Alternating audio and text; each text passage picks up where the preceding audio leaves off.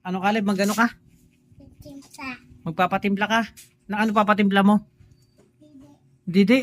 Ano, sa baso, sa didis? English. Sa baso ka na, big boy ka na. Ah. O bakit ka magpapatimpla?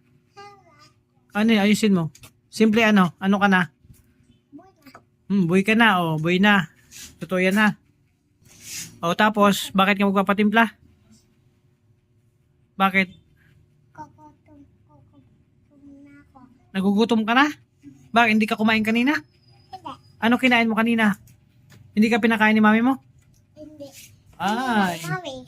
Saan ka magpapatimpla? Sa didis? Sa bote? Ay sa baso? Dede. Sa didis? Oh. Madami, konti. Ha? Konti lang.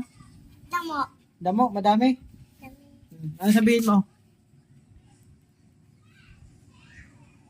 Tatapo. Ay, shout out po. Ayan si Caleb. Papatimpla na naman kasi gutom na naman daw. Gutom ka na? Pero bibiboy ka na. Ha? Bibiboy na. Bibiboy ka na?